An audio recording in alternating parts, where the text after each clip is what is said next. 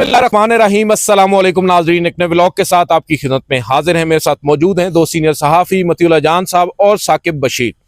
नाज़रीन, आज के इस व्लॉग में हम बात करेंगे उस जलसे की जो आज पेशावर के अंदर हो रहा है। पाकिस्तान तहरीक इंसाफ का ये जलसा इमरान खान साहब की बेसिकली कॉल थी, जिसके बाद बताया यह जा रहा है जो अब तक का टर्न आउट है, जो लोग घरों से बाहर निकले हैं। गुज़िश्ता एक दो दिनों से ही हम देख रहे हैं एक्टिविटी पेशावर में हो रही है इस जलसे को लेकर, और आज एक कामयाब शो भी पाकिस्तान तहरीक इंसाफ इसमें कर सकती है।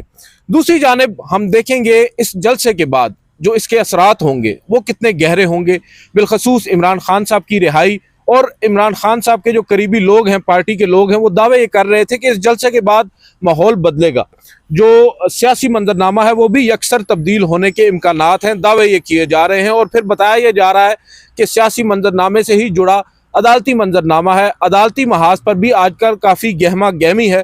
जजेस साहिबान चाहे वो इस्लामाबाद हाई कोर्ट के हों, सुप्रीम कोर्ट के हों, एक महाज तो यहाँ पर भी खड़ा है। जस्टिस तारिक महमूद जहांगीरी का मुकदमा अब फाइनल मराहिल में दाखिल हो चुका है। मंडे का दिन उस हवाले से भी बड़ा अहम है। इन तमाम मौजूआत पर बात करेंगे। सबसे पहले मतीउल्लाह जान साहब, आप बताइएगा जो आज का जलसा है, अब तक की जो इतलात हैं, एक कामयाब पावर शो है पाकिस्तान तहरीक इंसाफ की जानिब से, और एक तवील अरसा के बाद पीटीआई ने अपने लोगों को इकट्ठा किया है, एक मोमेंटम बनता हुआ नजर आ रहा है। तो आप इसके क्या असरात देख रहे हैं ओवरऑल इस जलसे के, इस वक्त अदालत जो सियासी मंजरनामा है उस पर? देखें अदील, असरात तो मस्बत होंगे और पीटीआई के लिए एक किस्म का दोबारा, मैं समझता हूँ उनमें एक नई तवानाई इस जलसे से आएगी। मगर ये जलसा हमें नहीं भूलना चाहिए कि एक ऐसे वक्त में हो रहा है कि जब पीटीआई को बाकी सूबों में इस तरह का पावर शो करने की इजाज़त नहीं दी गई, और ख़ास तौर पे 26 नवंबर के बाद जो भी छोटे मोटे मुजाहरे दूसरे सूबों में होते रहे हैं उन पे ज़बरदस्त एक क्रैकडाउन हुआ है, और जो सियासी कारकुन हैं उनकी घरों से भी गिरफ्तारियां होती रही हैं। और इसी वजह से लाहौर में भी और कराची में भी, या फिर बलूचिस्तान में, कोयटा में अगर जो जलसे उस तरीके से नहीं हो सके पीटीआई के, तो ये पेशावर में एक बहुत बड़ा इम्तिहान है जिसमें पीटीआई ने अपने आप को डाला है। और ये वो जलसा है जिसकी तारीख इमरान खान ने अडयाला जेल में मुलाकातों के बाद दी थी। अब देखना ये है कि क्या पंजाब से ख़ास तौर पे और बलूचिस्तान से या सिंध से पीटीआई के लोग बड़ी तादाद में इस जलसे में शरीक हो सकते हैं या नहीं। ये भी एक बहुत बड़ा इम्तिहान होगा, और उसके लिए जो पंजाब पुलिस है या दीगर सूबों की जो पुलिस है, क्या वो पीटीआई के कारकुनों को इस तरह ट्रैवल करने देगी या नहीं। अभी तक कोई ऐसी इतलात तो नहीं थी कि मुकम्मल तौर पे मोटरवेज बंद की गई हों, मगर इतना ज़रूर था कि शायद पंजाब में, लाहौर में जो है पीटीआई के कारकुनों की और लीडरान की गिरफ्तारी के लिए कोई छापे वगैरह मारे जा रहे थे। तो अब ये एक बहुत बड़ा इम्तिहान होगा, क्योंकि पेशावर से तो अगर पूरा शहर भी निकल आए तो वो एक बहुत लाखों अफराद वो हो जाएंगे, मगर अगर दूसरे सूबों से लोग उसमें नहीं आएंगे तो भी एक उस पर सवाल पैदा होंगे कि एक कौमी सतह का ये जलसा है, ये सिर्फ कोई सूबाई सतह का जलसा नहीं था। तो कल से शुरू है, पंजाब में भी हमने देखा छापे मारे जा रहे हैं, पीटीआई के लोगों को गिरफ्तार किया जा रहा है। तो ये एक बहुत बड़ा इम्तिहान होगा। फिर देखना ये है कि इस जलसे के अंदर जब लोग लट से के इकट्ठे हो भी जाते हैं तो कौन कौन क्या क्या तकरीर करता है। अब ये भी एक बड़ा इम्तिहान है, और ख़ास तौर पे वो जो सियासी लीडरान जिनको सज़ाएं हुई हैं, जिनको 10-10 साल की सज़ाएं हुई हैं, या वो सियासी लीडरान जिनके वारंट गिरफ्तारी निकले हुए हैं, जो या तो अंडरग्राउंड थे या फिर वो खैबर पख्तूनख्वा में बना लिए हुए थे, क्या वो इस जलसे में मंजर आम पे आते हैं या नहीं।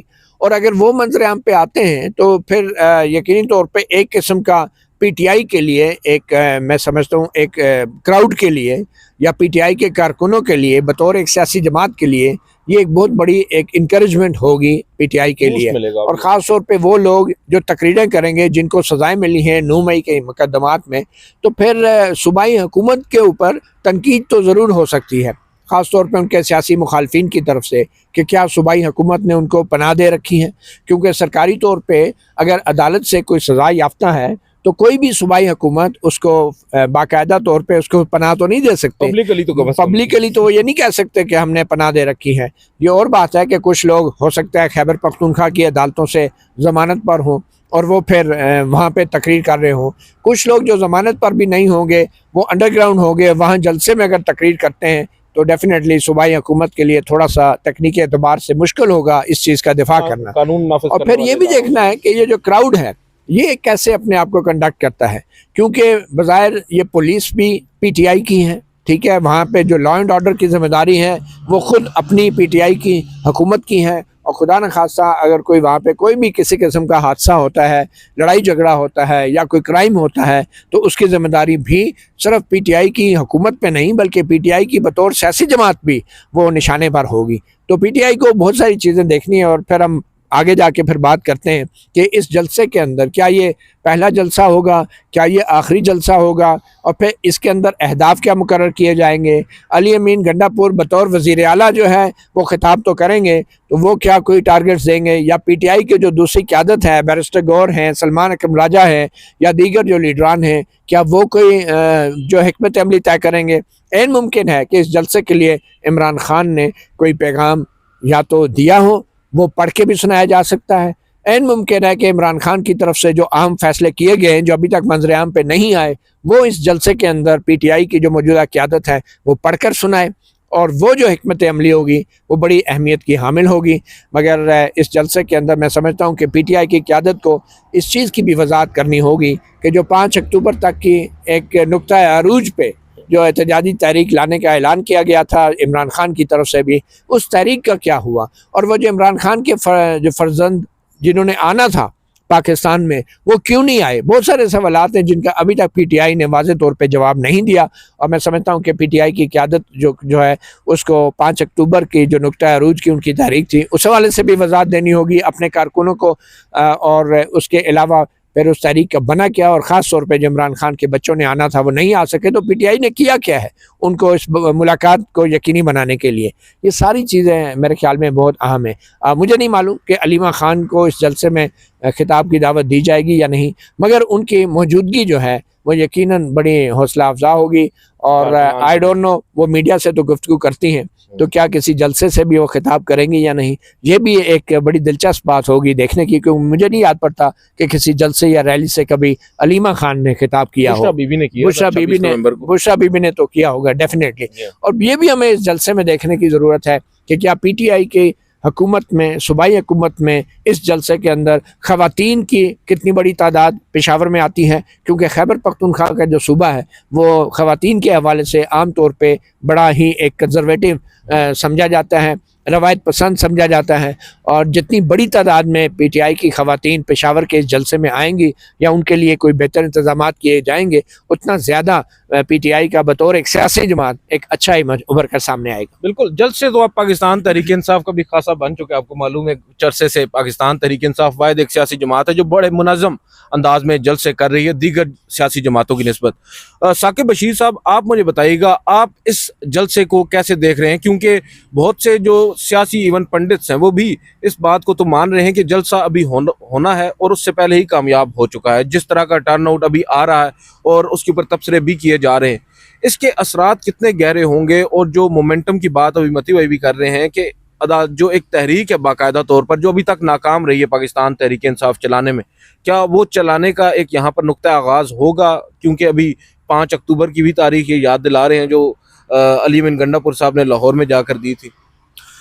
बिल्कुल, जो जलसा है पीटीआई का वो तो डेफिनेटली मैं ये समझता हूँ कि वो कामयाब होगा। उसमें कोई तादाद हम कोई ऐसी काउंट नहीं लगा सकते कि वो तादाद कम है, क्योंकि पीटीआई का अपना घर है खैबर पख्तूनख्वा, उनकी हुकूमत है, इंतज़ामिया है, पुलिस है, रुकावटें विद इन खैबर पख्तूनख्वा नहीं हैं, बाहर से भी बहुत सारे लोग वहाँ पहुँचे हैं।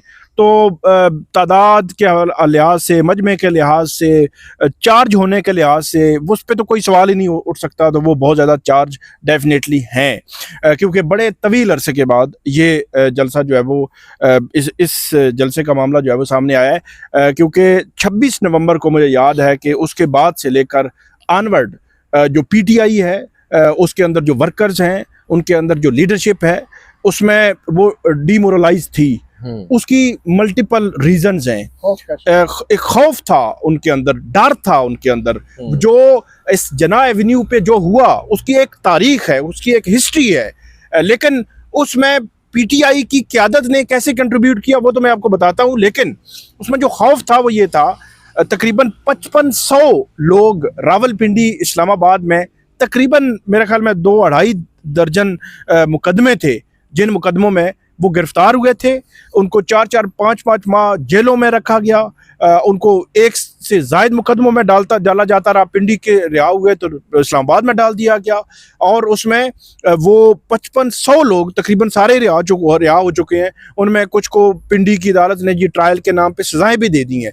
तो वो मुतासर हुए, और उनको उनका जो असर है वो डेफिनेटली उनकी फैमिलीज मुतासर हुई। और उसमें जो मोस्टली थे, जो तादाद सबसे ज़्यादा थी, वो खैबर पख्तूनख्वा की थी। वो जो यंग लोग थे, पीटीआई की जो ISF है, उन्होंने उसमें किया सारा कुछ। ये भी बताया जाता है कि अली अमीन गंडापुर साहब ने उनके मचलके और ये वो सारी चीज़ें करते रहे। लेकिन लीडरशिप ने क्या किया? अच्छा, 26 नवंबर में सब लीडरशिप ने बेल बिफोर अरेस्ट करवाई, और बेल बिफोर अरेस्ट किसी की चल रही है और किसी की कंफर्म होगी। दूसरे लफ्जों में लीडरशिप में से कोई गिरफ्तार नहीं हुआ। अब लीडरशिप ने किया क्या? 26 नवंबर के एहतजाज के बाद पीटीआई की जानिब से एक कंप्लेंट इस्लामाबाद की डिस्ट्रिक्ट कोर्ट में दायर होती है, और उस कंप्लेंट में यह दावा किया जाता है कि वज़ीर आज़म, उसमें रिस्पोंडेंट थे वज़ीर आज़म, वज़ीर दाखिला, IG, और मेरा ख्याल है जो वज़ीर आला पंजाब, और इसी तरह और भी 1-2 लोग जो है वो बड़े हाई प्रोफाइल, वो इसमें रिस्पोंडेंट है। और इल्ज़ाम ये है कि हमारे 14 लोग शहीद किए गए हैं जना एवेन्यू पे, हमारे 50 या इससे ज़ायद लोग जख्मी किए गए, हमारे पता नहीं कुछ तादाद उस वक्त बताई जाती थी कि वो लापता भी हैं। उस केस में बैरिस्टर गौहर साहब ने क्या किया? 13 दिसंबर को वो केस इस्लामाबाद की डिस्ट्रिक्ट कोर्ट में दायर हुआ था। वो प्राइवेट कंप्लेंट होती है कि आप अगर आपकी FIR ना हो रही हो तो आप डायरेक्ट प्राइवेट कंप्लेंट में चले जाते हैं, और अदालत को आप पहले अपना बयान रिकॉर्ड कराते हैं, फिर अपने गवाह लाते हैं, फिर अदालत कन्विंस हो जाए तो अदालत रिस्पोंडेंट को नोटिस कर देती है, और नोटिस करने के बाद उनसे जवाब मांगती है। अगर वो अदालत को कन्विंस ना कर सके, उनको सजाएं भी हो जाती हैं, डायरेक्ट सजाएं हो जाती हैं। तो इसमें सूरत हाल ये है कि 13 दिसंबर को ये कंप्लेंट फाइल हुई थी, 14 को पहली हियरिंग थी, आज 27 सितंबर है, आज वो केस 0 पे खड़ा है। उसकी वजह यह है कि chairman PTI barrister Gohar Ali Khan, उन्होंने स्टेटमेंट रिकॉर्ड करानी थी, वो स्टेटमेंट उन्होंने आज तक रिकॉर्ड नहीं करवाई। जब तक वो रिकॉर्ड नहीं करवाएंगे, केस एक कदम भी आगे नहीं बढ़ेगा। तो किया क्या? 5500 कारकुनान ने तो कुर्बानी दे दी, तो लीडरशिप क्या कर रही है, वकील क्या कर रहे हैं? सुप्रीम कोर्ट की सीढ़ियों पर मैंने बैरिस्टर गौहर अली खान से ये पूछा था कि वो जो आपने प्राइवेट इस्तिगासा दायर किया हुआ है, तो आप उसमें क्यों नहीं जाके अपना बयान रिकॉर्ड करवा रहे? और शायद आप मौजूद थे जब उन्होंने कहा कि मैं तो एज अ पर्सन नहीं, एज अ पार्टी वहाँ पे मैंने ये इस्तिगासा किया है। ये और बात पार्लियामेंट में हुई थी, पार्लियामेंट में शायद। और उन्होंने कहा कि मुझे जब पार्टी कहेगी, अब चेयरमैन PTI कह रहा है कि मुझे जब पार्टी कहेगी तो मैं उस केस को आगे लेके चलूंगा, और मेरे वकील हैं, मैं खुद उधर पेश नहीं होता, मेरा वकील मुझे जब कहेगा। अब मुझे समझ नहीं आई कि चेयरमैन PTI जो है वो वकील की है, सारी पार्टी एक तरफ, और चेयरमैन PTI का किया हुआ जो वकील है, अब पार्टी के फैसले वकील करेगा, बजाय इसके कि वकील को वो इंस्ट्रक्शन दें। चेयरमैन PTI वकील से अब इंस्ट्रक्शन लेगा कि हमारी पार्टी को क्या करना चाहिए। तो ये बड़े ही एक अफसोसनाक बात है कि जो अगर चेयरमैन PTI 26 नवंबर के बाद ये लोग स्टैंड नहीं ले सके, तो एक तरफ तो लोगों को गुस्सा तो है 26 नवंबर का, और उसका रद्द-ए-अमल आज वो पेशावर में दिखा रहे हैं, ठीक है, वो भी गुस्सा है। लेकिन ये बड़ी एक बेबसी की बात है कि चेयरमैन PTI कह रहे हैं मुझे जब वकील कहेगा तो मैं, अगर वो उस वक्त एक्शन ले लेते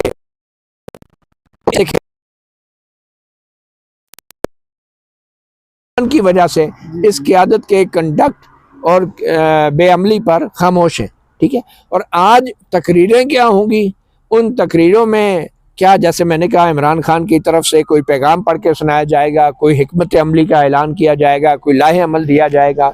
उसके अलावा जो इश्यूज़ हैं, आपके ख्याल में ये जलसे में कौन कौन से इश्यूज़ को हाईलाइट किया जाएगा? ये अदील आप बताएं, आपकी नज़र में ये इश्यूज़ कौन से हो सकते हैं जो आजकल बड़े ही गर्म है, और ख़ास तौर पे KPK के हवाले से और नेशनल पॉलिटिक्स के हवाले से कौन सा एक भरपूर मुतालबा है जो कि इस जलसे या इस रैली के बाद किया जा सकता है PTI की तरफ से? वो कौन कौन सी 2-3 चीज़ें हैं? सर, बुनियादी तौर पर तो नज़र यही आ रहा है, वो मुतालबात हैं जो इमरान खान साहब जेल के अंदर से बैठ कर रहे हैं। जैसे ऑपरेशन हो रहा है खैबर पख्तूनख्वा के अंदर, वो मेरा ख्याल है इनका पॉइंट नंबर 1 होना चाहिए, या होगा।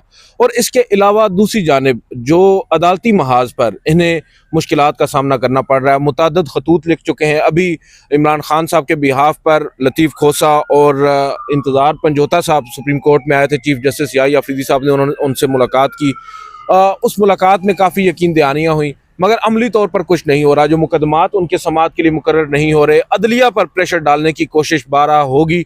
जस्टिस तारिक महमूद जहांगीरी का जो मामला है, इसमें भी अब पाकिस्तान तहरीक इंसाफ, जैसा कि हम देख रहे हैं गुज़िश्ता रोज़ गोल में कॉन्फ्रेंस होती है, उस गोल में कॉन्फ्रेंस में बड़ी धुआंधार तकरीर की जाती हैं। और अगर ये तसलसल बरकरार रखा जाता है जो गोल में कॉन्फ्रेंस में था आज के इस जलसे में, तो फिर मैं समझता हूँ कि तहरीक एक अपना मोमेंटम जो है वो पकड़ सकती है। जो गुस्सा है अवाम का, जो पब्लिक इस वक्त काफ़ी हद तक फ्रस्ट्रेट नज़र आ रही है, और मैंने आज सुबह भी ये बात की अपने व्लॉग में कि जब इस तरह की एक्टिविटीज़ होंगी तो शायद जो अवाम है उनका जो गम व गुस्सा है या उनकी जो फ्रस्ट्रेशन है इस वक्त वो निकलेगी, और उसका फ़ायदा इवेंचुअली गवर्नमेंट को होगा। अदरवाइज़ ये लावा जब फटेगा, जो साकिब बशीर साहब अक्सर कहते हैं, तो बड़ा नुकसानदेह होगा इस गवर्नमेंट के लिए, मौजूदा निज़ाम के लिए। और इस तरह की एक्टिविटीज़ अगर आज ये शुरू हुई हैं, एक जलसा अगर पेशावर में हो रहा है, तो इस गवर्नमेंट को चाहिए, अगर वो सस्टेन करना चाहते हैं तो पूरे मुल्क में इन्हें ये जलसे करने दे। पाकिस्तान तहरीक इंसाफ के कारकुनान अगर बाहर निकलेंगे और एक माहौल बनेगा तो ऑब्वियसली इससे पाकिस्तान के अंदर जो एक स्टेबिलिटी है वो सामने आ सकती है। और यही सवाल है ना कि पेशावर में अगर, जो कि खैबर पख्तूनख्वा है जहाँ पे मिलिट्री ऑपरेशन चल रहा है दहशत गर्दों के ख़िलाफ़, अगर वहाँ पे इतना बड़ा जलसा हो सकता है, उम्मीद है कि बगैर किसी हादसे के, तो फिर क्या वजह है कि पंजाब में ये जलसा नहीं हो सकता, इस्लामाबाद में नहीं हो सकता, कराची में नहीं हो सकता?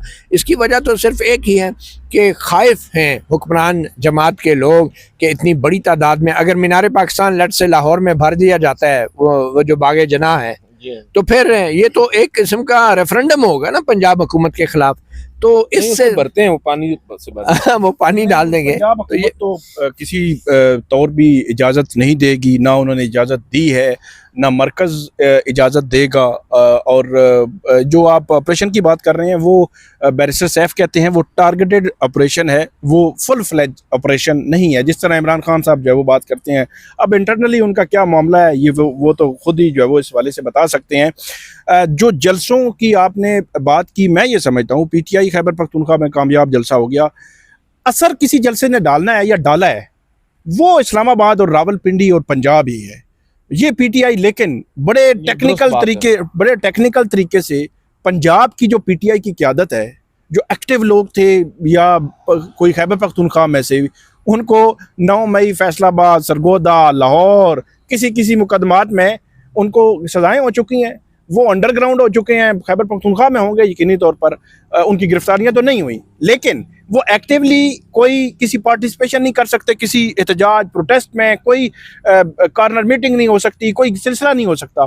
तो उसका एक टेक्निकली एक मतलब एक तरीकाकार निकाला गया कि सबको साइडलाइन कर दो।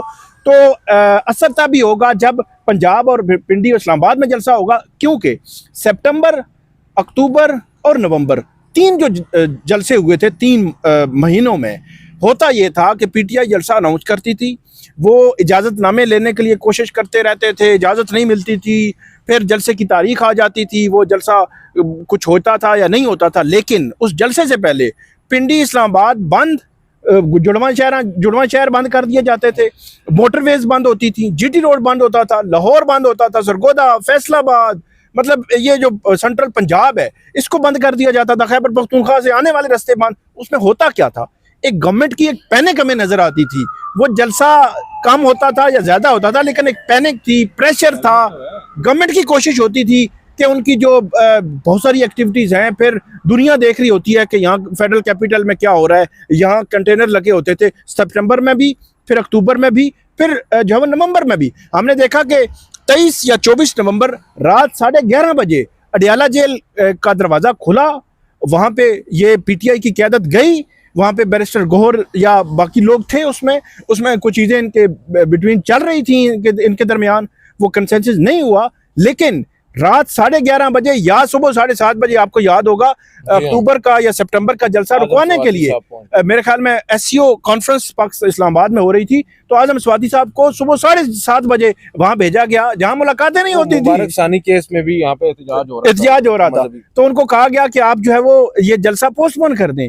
तो 7:30 सुबह जेल खुलना, रात 11:30 जेल खुलना, ये जेल खैबर पख्तूनख्वा में जलसे से नहीं खुलेगी, ये खुल नहीं है तो मुश्किल है। डेफिनेटली हमें पता है पीटीआई के खिलाफ जिस तरह फोर्स इस्तेमाल हो रही है, जिस तरह 7-8 ईयर्स दर्जनों दरखास्तें हैं, कोई पीटीआई का मैं समझता हूँ मेंबर या कोई उनका जो उनकी लीडरशिप है उनमें से कोई नहीं बचा जिनके खिलाफ दर्जनों पर्चे ना हो, दर्जनों FIR ना हो। तो वो तो हमें पता है कि स्टेट किस तरह अपनी जो है वो ताकत इस्तेमाल कर रही है उनके खिलाफ। लेकिन इस सारे सिनेरियो में अदालतें, मुझे नहीं लगता कि इमरान खान की रिहाई के लिए अदालतें जो है वो उस लेवल पर जाएंगी, क्योंकि इमरान खान का एक ट्रायल अभी 190 मिलियन पाउंड केस 16 अक्टूबर तक गया है, तो तोशाखाना 2 केस का फैसला उससे पहले आ जाएगा। और तोशाखाना 2 अगर 190 मिलियन पाउंड केस में आपको सजा मुअत्तल हो जाती है, तोशाखाना 2 केस में अपीलें आ जाएंगी, आप सजा मुअत्तली के पीछे पड़ जाएंगे। फिर GHQ केस वो बड़ी तेजी से आगे बढ़ाया जा रहा है, हर दूसरे तीसरे दिन समाअत हो रही है और उसका जेल ट्रायल खत्म कर दिया गया है। और उसमें भी मुझे ऐसे लगता है कि जब तक तोशाखाना में आपकी जो है वो कुछ सिचुएशन बनेगी तो GHQ केस का ट्रायल जो है वो उसका फैसला आ सकता है। तो इसका मतलब ये हुआ सीक्वेंस इस तरह बनाया गया है, इस तरह मैनेजमेंट है with in judiciary, with in Imran Khan के केसेस की, कि इमरान खान अदालतों से मुझे करीब करीब रिहा होते नजर नहीं आते। एक ही रास्ता है, प्रेशर, और प्रेशर पिंडी, इस्लामाबाद, लाहौर और पंजाब के जलसों से बनेगा, बाकी इसका कोई हल नहीं है। इन्होंने पिंडी इस्लामाबाद में जलसों की बात की है, प्रेशर की बात की है। यहाँ इस्लामाबाद में जहाँ पर ये रोजाना बैठते हैं ना, इस्लामाबाद हाई कोर्ट में, वहाँ पर 50 या 60 वकला साहिबान थे, उन्होंने एक एहतजाज किया। आज वो सब दहशतगर्दी की दफात जो है ना भुगत रहे हैं। अदील देखें, ये जो जलसा है ये एक टर्निंग पॉइंट भी हो सकता है या कुछ भी नहीं हो सकता, लेकिन मुझे उम्मीद है कि इमरान खान ने 27 सितंबर की पेशावर में जलसे की जो तारीख दी है ये कोई हवा में नहीं दी। और मुझे लगता है कि इस जलसे में या तो बहुत अहम कुछ ऐलानात होंगे, अगर नहीं होंगे तो फिर समझ लें कि PTI के पास कोई हिकमत अमली नहीं है और PTI जलसा बराए जलसा कर रही है। लेकिन मुझे अभी भी यकीन नहीं है, मैं समझता हूँ कि कुछ बड़े ऐलानात हो सकते हैं। और वो बड़े ऐलानात क्या हो सकते हैं ये देखें, खबर है तो बता। नहीं, खबर नहीं है, मैं बड़ा क्लियर कर दूँ। मैं बतौर एक जर्नलिस्ट, जैसे एक जर्नलिस्ट को पता होता है ना कि जिस सियासतदान से या जिस बंदे से आप सवाल कर रहे हैं उसका जवाब क्या होगा, तो इसी तरह बतौर एक जर्नलिस्ट ये मैं ज़रूर एक गेस कर सकता हूँ कि मैं समझता हूँ कि जो कुछ अब जुडिशरी में हो रहा है, जो कुछ 5 जजों ने कर दिया है, अब PTI इस जलसे को चाय पी के, शरबत पी के अगर ख़त्म कर देती है तो इसका मतलब है कि ये जो कुछ अदलिया में हुआ है या इन 5 जजों ने किया है ये भी सारा ज़ाया हो गया। इसका बहुत नेगेटिव असर पड़ सकता है इन 5 जजों के ऊपर भी, जिन्होंने इतना बड़ा कदम लिया है रूल ऑफ लॉ के लिए, आइन के लिए, पार्लियामेंट के लिए, चलकर सुप्रीम कोर्ट आए हैं।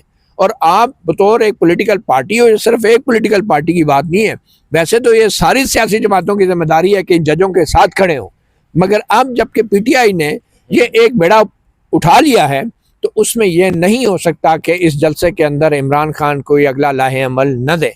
और अगला लाहे अमल क्या हो सकता है? देखिए, पार्लियामेंट के अंदर, ये अगेन मैं आपको क्लियर कर दूं, ये इन्फॉर्मेशन की बात नहीं कर रहा, पार्लियामेंट के अंदर PTI ने एक पहले ही एक स्टेप उठाया। वो स्टेप है कि तमाम जो स्टैंडिंग कमेटीज़ हैं सेनेट की या कौमी असम्बली की, उनसे इस्तीफा दे दिया। अब अगर इतने बड़े मौके पर 27 सितंबर के पेशावर के पूरे कौमी सतह के जलसे के ऊपर भी अब कोई नेक्स्ट स्टेप का अगर वो ऐलान नहीं करते तो फिर क्या, ये तो बहुत बड़ी मैं समझता हूँ कमकली होगी, बेवकूफ़ी होगी। मगर हो क्या सकता है? हो अब ये सकता है कि अदलिया में भी जो चीज़ें क्लाइमेक्स की तरफ जा रही हैं और पॉलिटिकल साइड पे इमरान खान ने, PTI ने एक बहुत बड़ा स्टेप लिया है, स्टैंडिंग कमेटी से रिज़ाइन किया है।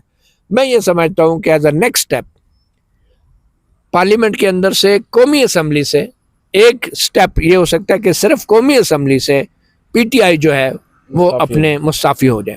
ठीक है, क्योंकि आप 5 जजेस ने जब इतना बड़ा स्टेप लिया है और वो अगर उनमें से कहीं के खिलाफ मजीद भी कार्रवाई हो सकती है, तो अब डिपेंड करता है उन जजेस का भी फेट जो है अमली तौर पे अगर देखा जाए तो वो अब इस सारी पॉलिटिकल सिचुएशन पे डिपेंड कर रहा है।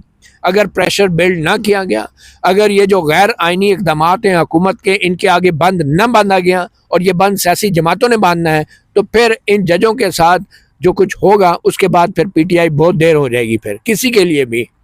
तो मुझे ये लगता है कि आईनी तरमीम है सर, वो आ रही है। कौमी असम्बली से इस्तीफे जो हैं वो हो सकता है हो, और उसके बाद नेक्स्ट स्टेप इंक्रीमेंटली जो है नेक्स्ट स्टेप ये भी हो सकता है कि सेनेट से भी वो लोग इस्तीफा करें। सेनेट ज़रा डिफ़िकल्ट है क्योंकि वो 6 साल के लिए होते हैं लोग, और सेनेट में पार्टीज़ अपनी पार्लिमानी शनाख्त को बरकरार रखने के लिए आम तौर पे वहाँ से इतनी आसानी से इस्तीफे नहीं देती।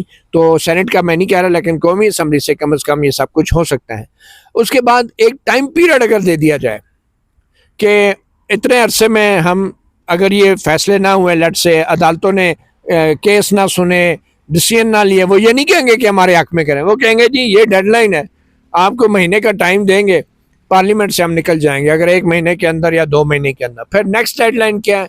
नेक्स्ट डेडलाइन ये है कि फिर केपीके जो है असम्बली है वहाँ पे भी यही सिलसिला शुरू होगा, क्योंकि आपको पता है केपीके में जो इस वक्त पीटीआई की पोजीशन है उसमें अगर पूरे सूबे में इलेक्शन होते हैं दोबारा तो वो एक बहुत बड़ा डिस्टेबलाइजिंग फैक्टर होगा। और इस वक्त जो सिचुएशन है केपीके की, वहाँ पे दोबारा इलेक्शन कराना बहुत मुश्किल हो जाएगा। मगर केपीके के अंदर जो पीटीआई की हुकूमत इस वक्त सर्वाइव कर रही है, उसकी वजह ये नहीं है कि लोग हुकूमत के साथ हैं या हुकूमत बड़ी मजबूत है, उसकी वजह डिस्टेबलाइजेशन का खौफ है जो हमारी इस्टेब्लिशमेंट को है। क्योंकि बलूचिस्तान के अंदर हालात बहुत पहले से ख़राब हो चुके हैं। चीफ मिनिस्टर भुट्टी यहाँ सुप्रीम कोर्ट बार में आके तकरीर में यह एतराफ़ करता है खुलेआम कि वहाँ पे शोरश नहीं है, इंसर्जेंसी नहीं है, वहाँ पे अलहदगी पसंद तहरीक चल रही है, पाकिस्तान से अलग होने की बात हो रही है। ये चीफ मिनिस्टर सरफराज भुट्टी ने ऐलान किया यहाँ वकीलों की एक बॉडी के सामने।